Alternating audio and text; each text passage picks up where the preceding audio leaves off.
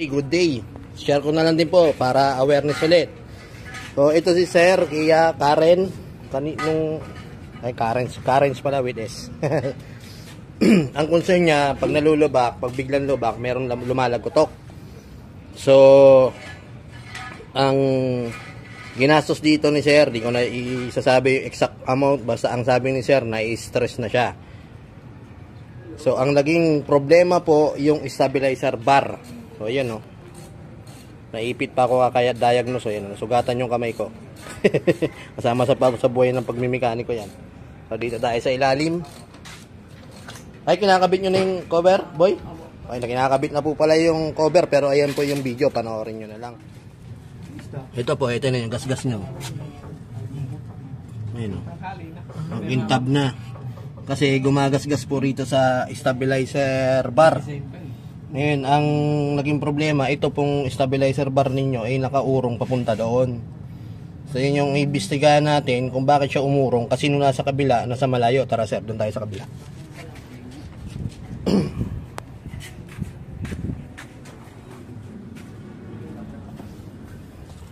Oh, tingnan nyo po, sobrang layo.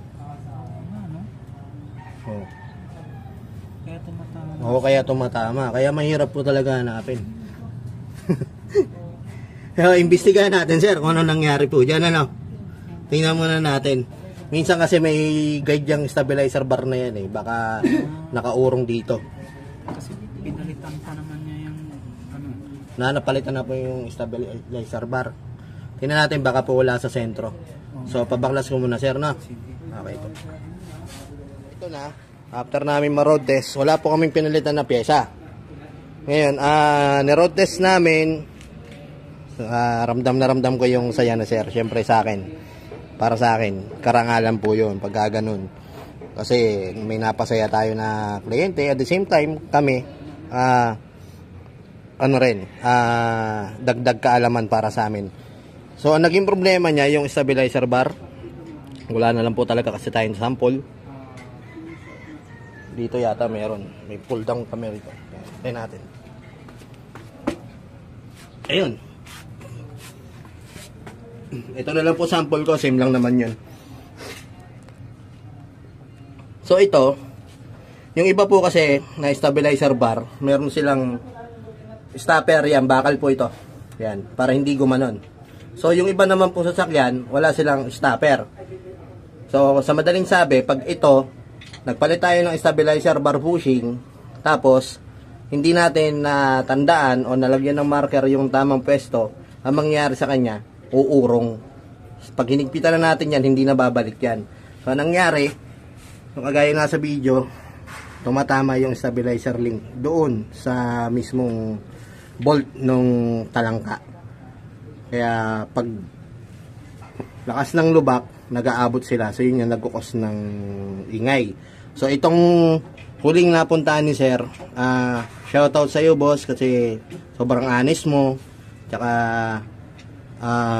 sinabihan si sir na sir, pa-second opinion nyo na kasi hindi ko talaga namin mahanap. So tama po yun, pagka ganun. Mga saludo po ako sa mga ganong mekaniko. No, shoutout sa iyo sir. So yun, ang sabi lang sa akin ni sir ay salamat sa Panginoon at nakilala kita. O tinan nyo yung salita na yun. Sobrang sarap sa pakiramdam, diba?